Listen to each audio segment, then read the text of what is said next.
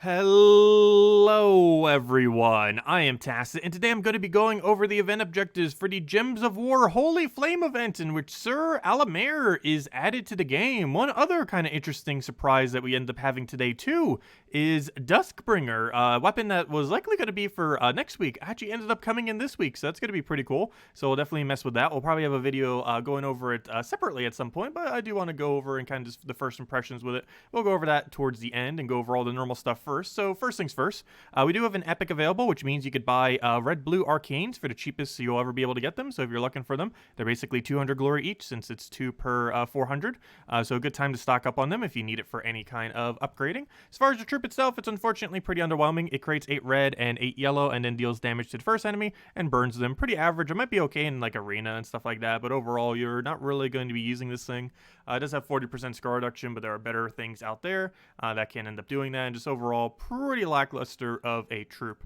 Also, we are of course on the 9th week of the current pass, and if you ever need event keys for it, don't forget, only for 180 glory you can end up getting event keys. This is much cheaper than buying them for gems, and you have a limit of 10 per week. Highly advise normally going for that, and I believe the very first task is to go open 2 event keys. Speaking of event keys, of course the event key drop table this week is White Helm. As far as everything that is available in the drop table is right over here. If we go straight over to White Helm, we can see that everything here except for 4 things are available in the drop table. Those 4 things include all of the Hall of Guardian troops, which are obtained from throwing Chaos Shards at the Hall of Guardian faction in the Underworld. Aside from that, every other thing that you see here is available. There are a few good things. I don't personally use it too much, but Angry Mob's pretty decent. Guard's Avatar is the mythic of this kingdom and is occasionally used as an alternative Rowain, as it does have that armor scaling kind of aspect. Normally you use it in factions when other things are restricted. Mercy with its power with its cleanse and everything can end up being decent at times. So there's a couple of good utility items in here. As far as overall, drop tables are rather average, and the best thing in this kingdom is probably the Gargoyle, which you could just simply get from the faction, and you can't end up getting from event keys anyway. So overall, probably a week to mostly skip unless you really just want to try for Guard's Avatar. That's the main thing you'd basically want to aim for. However, that can of course take about 1,000 keys or more or less, depends on luck. One other thing to kind of mention, I guess, is 50% mana start for humans. This isn't usable too often. However, the most noteworthy thing for this is double Tesla. If you go hero weapon, double Tesla, and the Holy Saint Astra, this is a very strong combo for delves and a few other instances within the game due to how much damage it gets, and being able to start it with half mana is very, very good. So you might want to consider it for that if you already have 2 Tesla laying around, but you don't have Holy Saint Astra. But that's basically the event key drop table. Probably a skippable week, but has several utility troops that you might want to consider.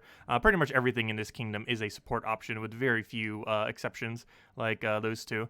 But anyways, that's the event key drop table. As far as the award lore event this week, we do have a White Helm restriction. So you can end up running one of the weapons. It's also available in Soulforge right now. This is everything you have. Obviously, actually, the exact same page we just showed. So you might want to do event keys just to get something good if you don't have a team made yet. However, as far as weapons, you have a very bad choice of weapons this week. The main 2 both end up having to probably get in Soulforge, are the main 2 that you'd likely want to use. Either the Guardian Hammer or Divine Protector. It's probably a little bit more likely that people have Divine Protector laying around as it's been out longer. However, Guardian Hammer does seem like the best option if you want to pick a weapon up to do this event.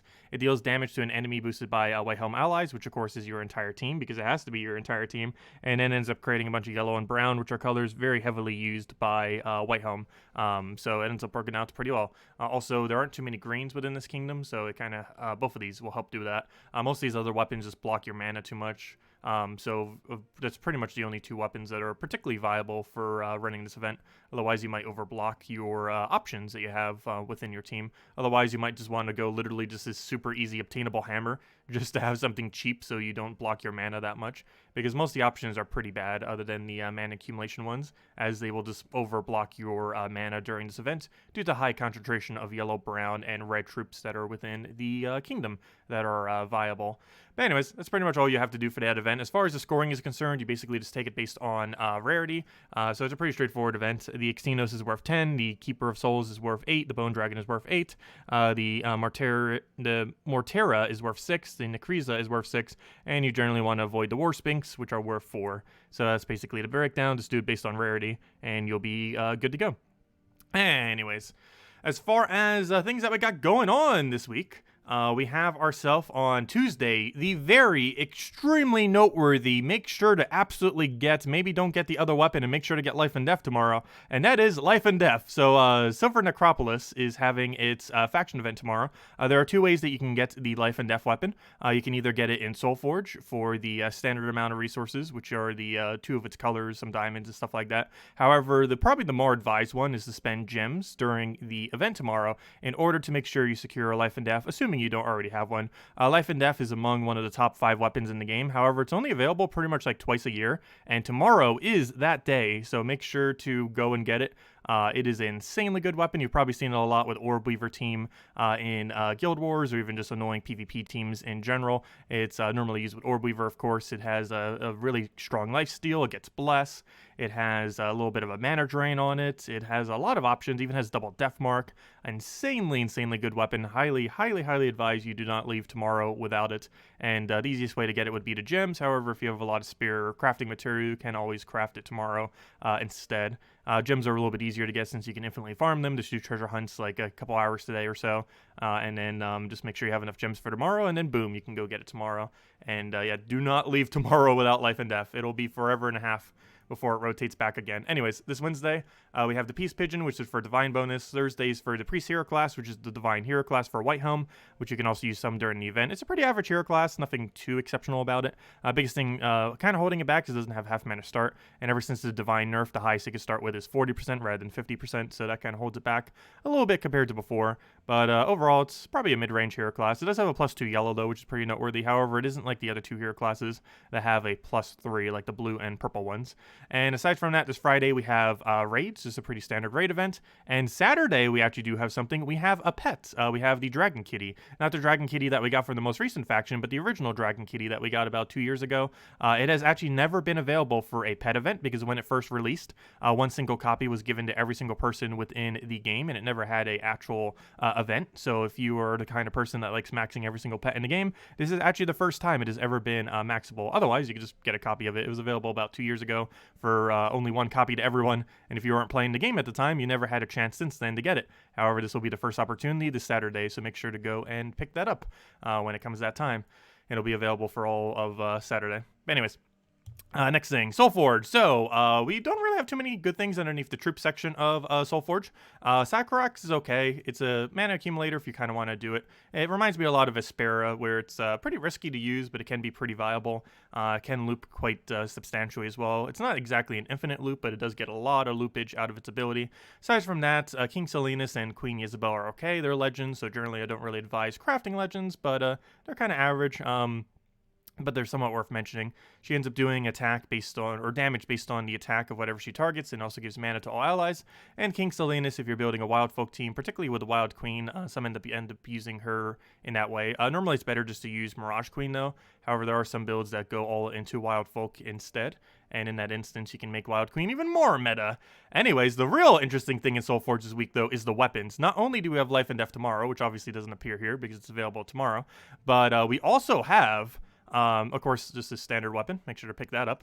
But the more important thing, and I do have a team ready to go and mess around with this, the Duskbringer. So it's the exact cost we kind of thought it would be. I do advise getting Dawnbringer first, as it does still seem like it's going to be a stronger option. But we'll probably cover a video on Tuesday, Wednesday, after we've tested enough to kind of see how this weapon is. But it does seem like in this current state of time, Dawnbringer is better.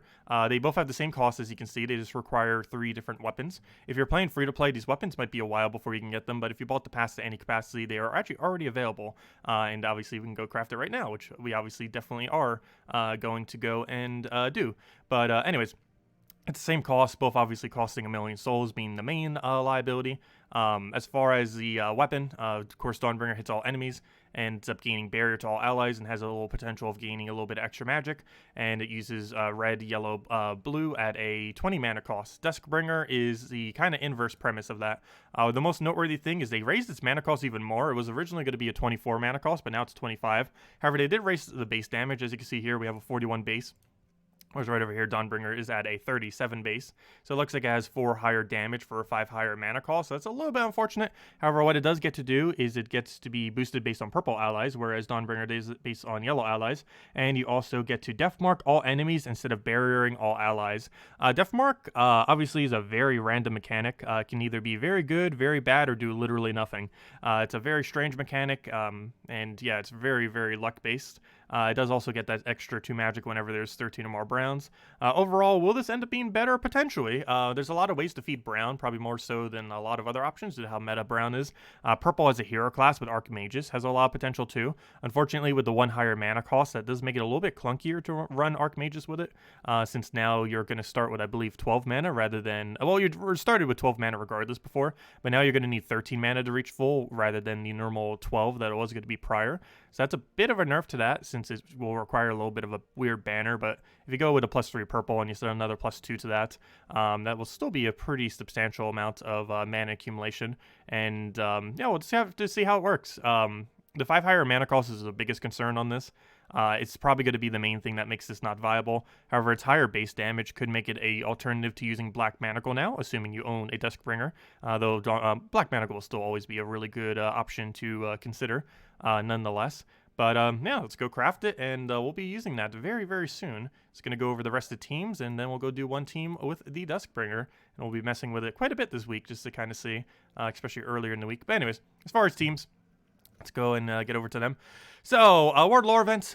This is ends up utilizing Angry Mob. We have the Guardian Hammer up front. Angry Mob as a mana accumulator, using both of those. Luckily, they have no mana conflict between the two.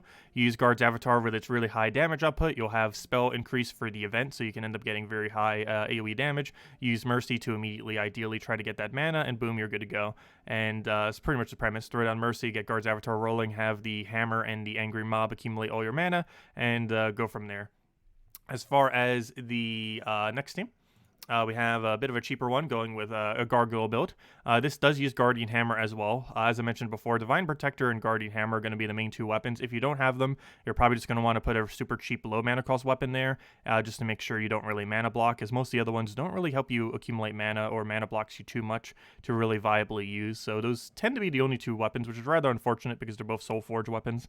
But anyways, nonetheless, Guardian Hammer with Angry Mob combo again, and you end up doing it with Gargoyle, using as your primary damage. Of course, Gargoyle having a 3-to-1 based on how much attack you have, and with all the spell increase, that should do a pretty substantial amount of damage. Holy State Astra allows you to half mana start your Angry Mob as well, so you'll be able to have that extra little bit of burst early on, and hopefully get him up in 1 turn, throw him down for mana accumulation, and then just roll from there with how many gem destroys he ends up getting. And if you set to a little bit of extra magic, if you're running like actually, extra magic probably wouldn't matter, because you just run with extra spell damage, so never mind. You'd probably run with 20% mana start into the extra spell damage, or you could drop to 20% mana start and just go all extra damage seals, or if you only have 2 of the seals, you can end up going for a +4 magic, I guess. But yeah, you do want to mostly focus on the seals. They end up giving you that extra magic damage rather than the extra magic increase for a Ward Lore event, of course. But anyways, as far as the faction tomorrow, this will be the one that comes with Life and Death, the Silver Necropolis. As far as what you can end up running with it, it is a... what was this color restriction again? Did I just make the wrong team? Hold up. It was red-purple, right? Pretty sure it was red-purple. Let's see, because I was going to say, why do I have Gargoyle? Oh, yeah, brown, duh. Okay, just making sure. Just making sure. It wouldn't be the first time I accidentally set the wrong color for one, thinking it was like a different faction. But no, that's right. It's brown. I forgot I was brown-purple. So that works, yes. So Mountain Cursor, triple Gargoyle, perfectly fine.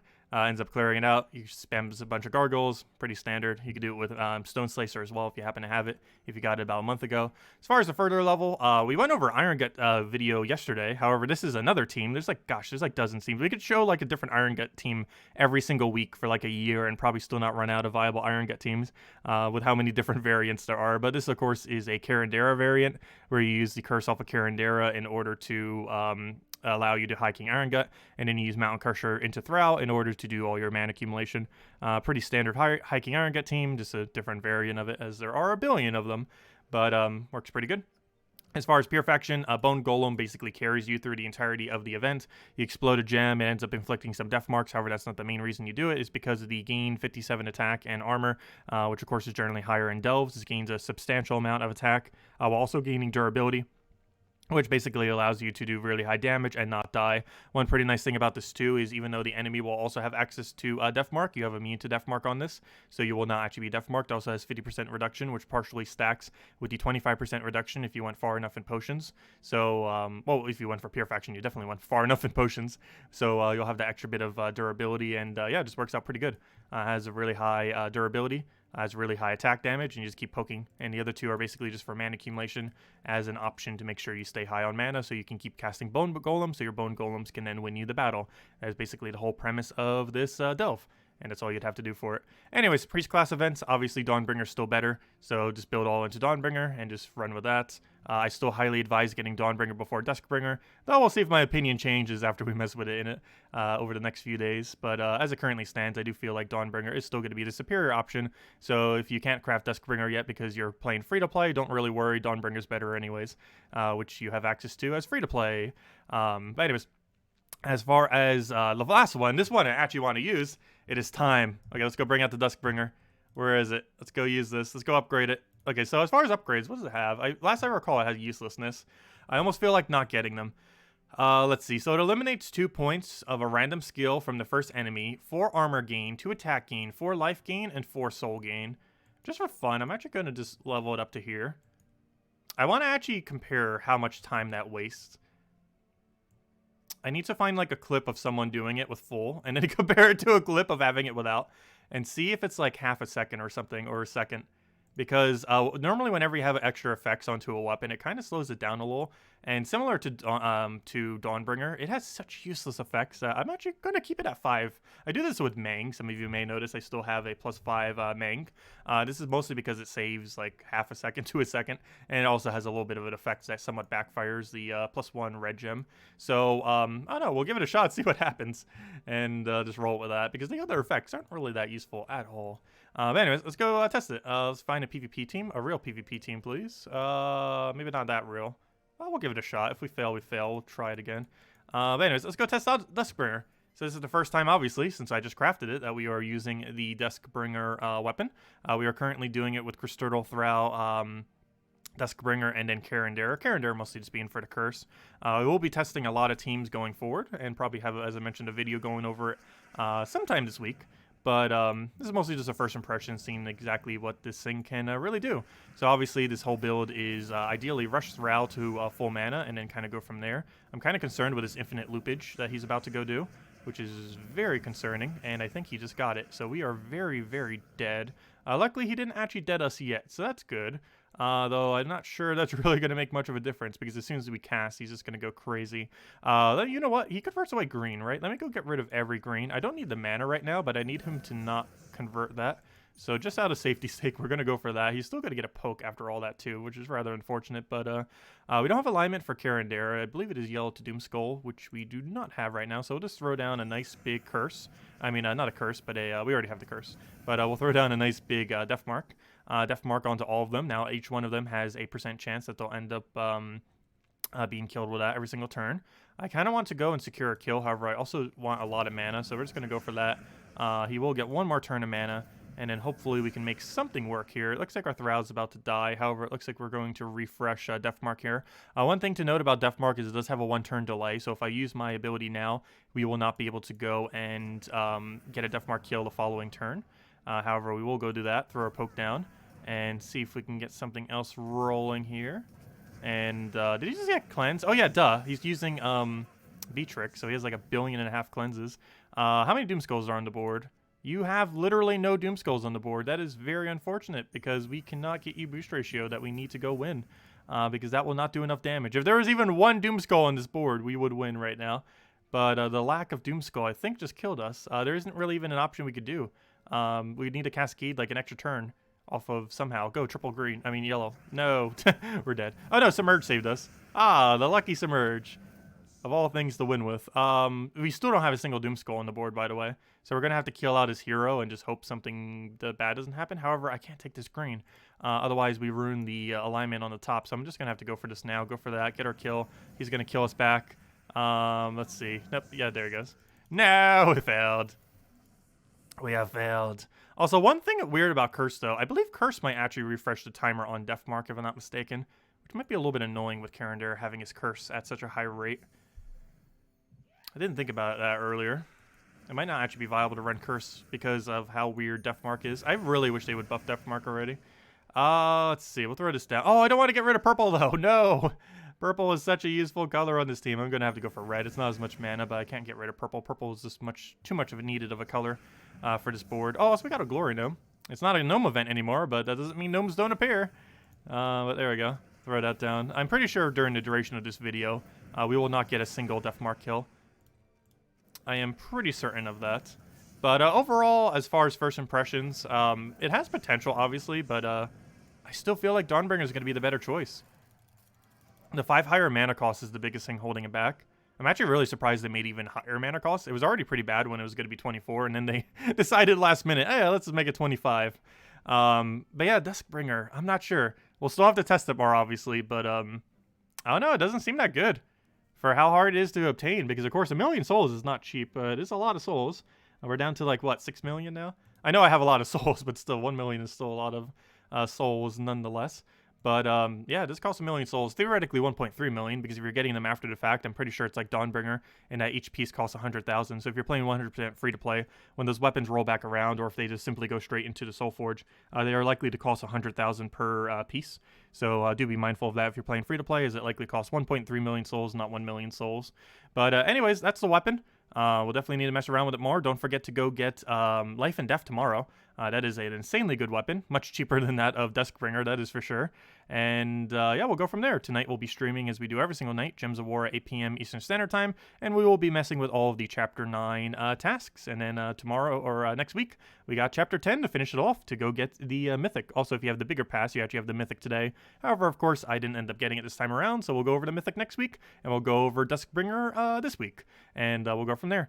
And other than that, don't forget the Saturday pets. Really, really exclusive pet. Hasn't been available at all since its original release, and it's the first time it's ever had a pet event, so definitely make sure to go and grab that this Saturday. And that's pretty much all the big things happening this week. Thank you all so much for watching. If you still have any other questions, feel free to leave it in the comment section below, and I will catch all of you guys later. Goodbye, everyone.